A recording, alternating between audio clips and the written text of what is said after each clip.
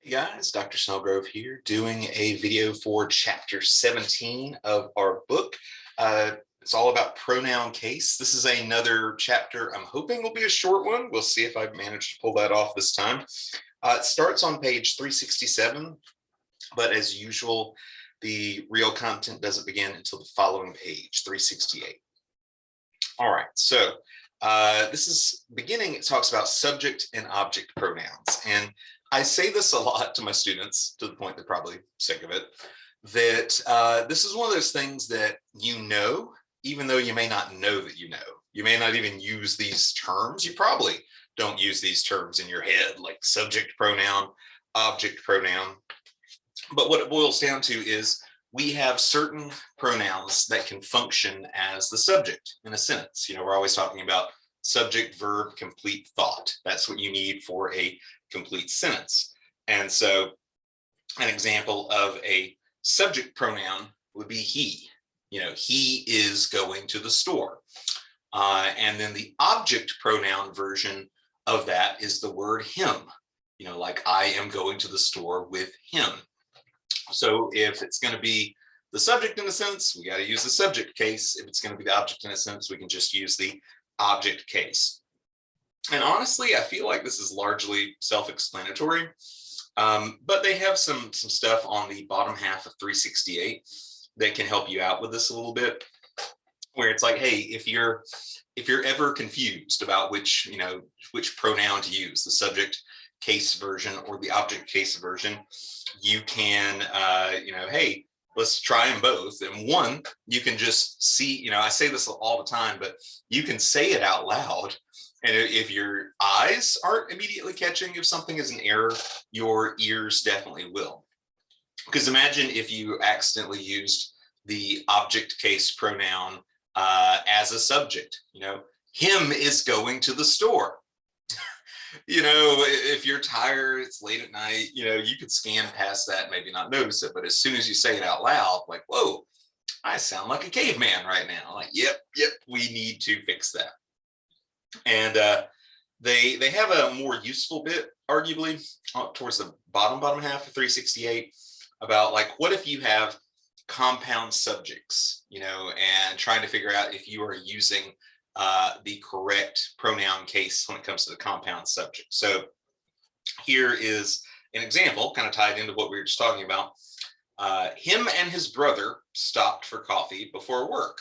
It's like, okay, well, this one doesn't necessarily by itself with the compound subject doesn't really sound wrong, but is it wrong? And the book's advice is, hey, just try the pronoun alone.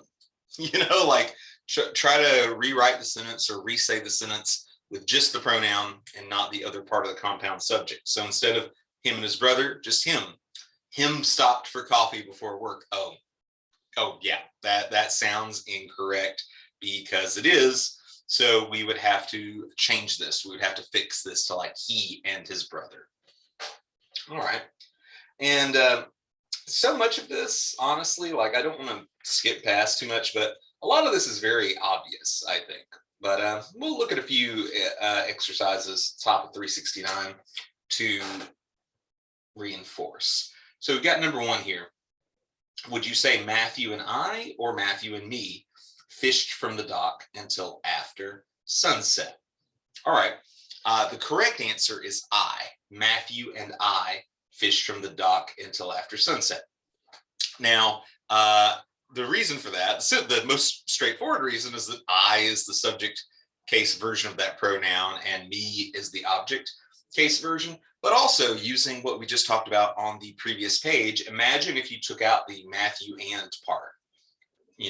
Would you say me fished from the dock until after sunset? No, you'd say I fished from the dock until after sunset. Well, yeah, it's still the correct, subject case, even when you, add a compound subject nature to it. So Matthew and I fished from the dock. All right. Looking at number two here.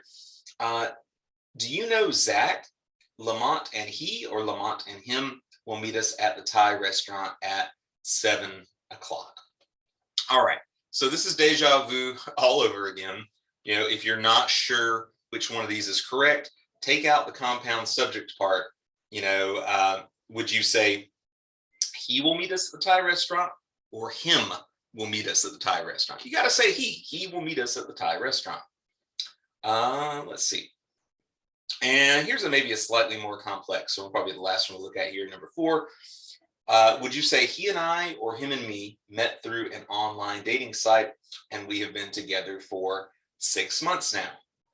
And I say complex. It's not necessarily complex at the grammatical level, but this is one of those. I mean, if you've been in the South long enough, you're going to hear people say him and me, him and me, him and me, and it's like, well, is that correct? Well, once again, imagine we take the compound part out, and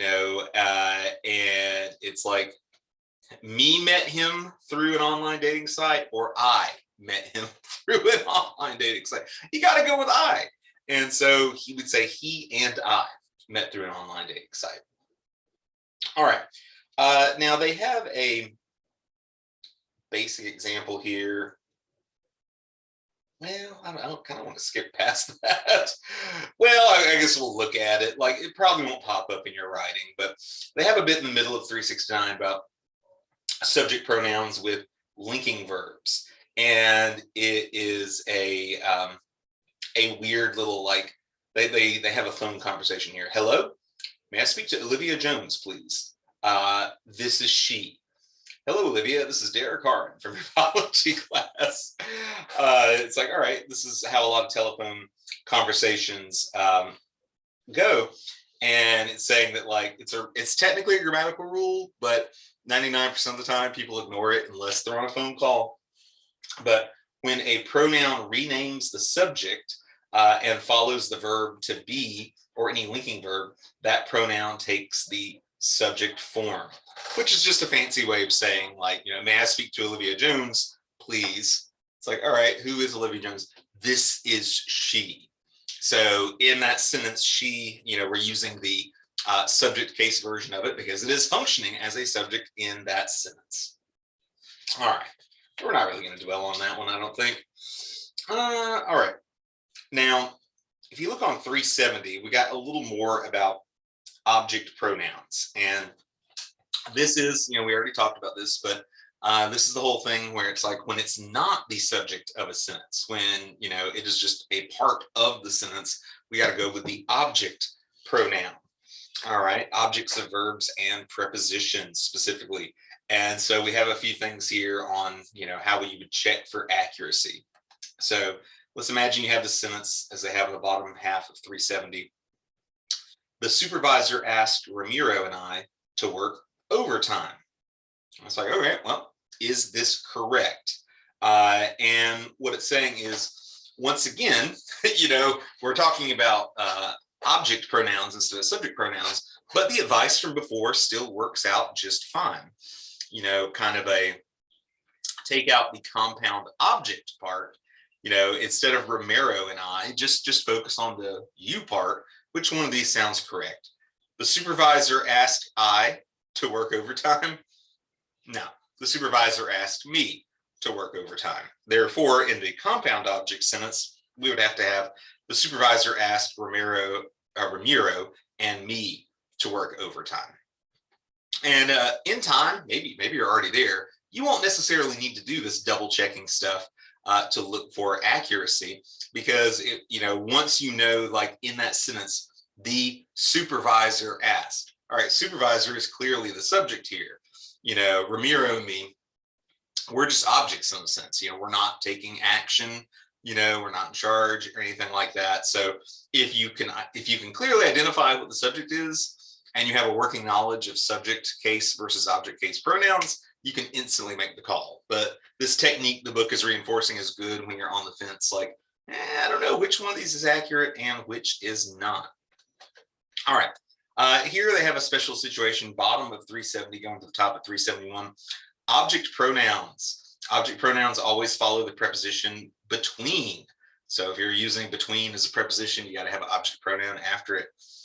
So they have examples here. You would always say between you and me, between us and them, between him and her, between Larry and him. that kind of thing. So that's just one of those weird little edge cases. If you're using between, what comes after that, we got to have some object pronouns if you're using pronouns, not subject pronouns. And they have some more common examples on 371. Just between you and me, I heard that Alan has found a new job in Phoenix. Good for him. The argument was between Leo and her. I tried to stay out of it.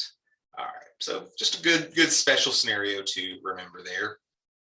All right, and I guess we'll look at some of these on 371, kind of the using object pronouns exercise here. All right, let's see. Renata told Wendy and I, or Wendy and me, where to recycle our glass bottles and aluminum cans. All right, the correct answer is me. You know, the first reason for it is Renata is clearly the subject. Renata told Wendy and me. You know, in this sentence, I'm not really doing anything. I'm being told to do something, so I got to go with the object pronoun. But once again, if you're a little confused, just imagine we took out the other part of the compound object. Would we say Renata told me where to recycle our glass bottles, or Renata told I where to recycle? I was like, okay, it has to be me. All right. Let's see. I'll jump around a little bit. Number 3.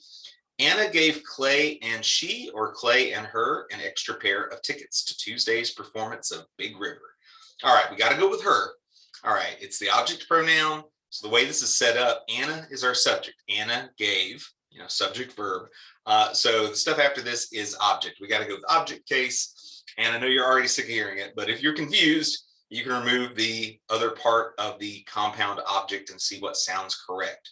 So Anna, would you say like Anna gave her an extra pair of tickets, or Anna gave she an extra pair of tickets? Well, that doesn't sound right. You're correct. We got to go with Anna gave her an extra pair of tickets.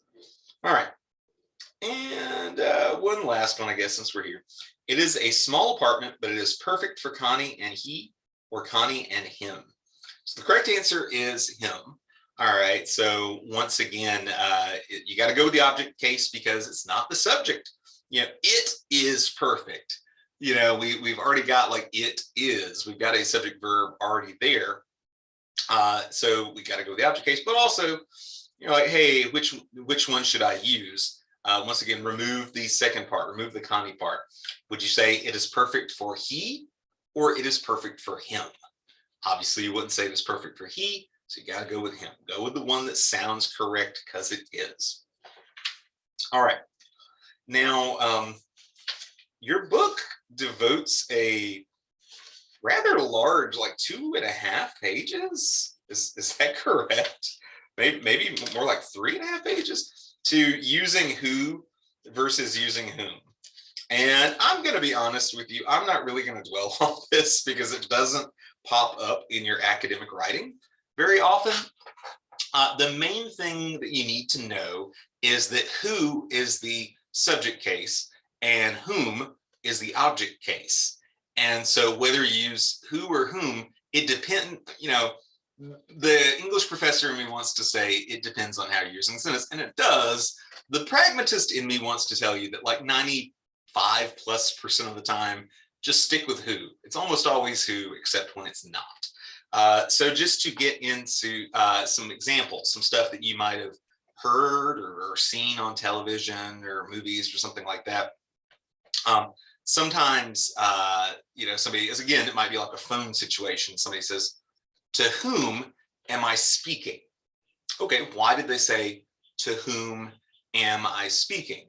It's like, well, even though it's somewhat backwards sounding sentence construction, I, you know, we've been talking about this. I is clearly the subject there because I is the subject case pronoun. So, you know, and to whom am I speaking? I speaking, you know, we've got a subject, we've got a verb over there. And so what's left in the sentence, we got to go with whom, you know, and I'm basically spending a lot of words to say in that sentence construction, there is no verb. There is nothing that's really affecting the whom part. Versus something like who, you know, whether someone's actually at your door or maybe you're hearing an obnoxious knock knock joke, you would say, who is there, right? And in that sentence is very clear, who is there, subject, verb, complete thought. So yeah, God help me, the who versus whom thing. One of the first things that popped in my mind when I turned the page, I saw that, I was thinking about that weird Jordan Peterson meltdown video where he's like, up yours, woke moralist. We'll see who cancels who. And the very first thing I thought of was like, that should be who cancels whom. But, he's a psychology professor, I guess, and not an English professor. All right. So page 375, we get into some stuff that you're at least likelier to use. And as a nice little bonus, it's towards the end of the chapter here. All right. Intensive versus reflexive pronouns. All right. So these are words that these are special pronouns that end in self. You can see that bottom of 374 going to the top of 375.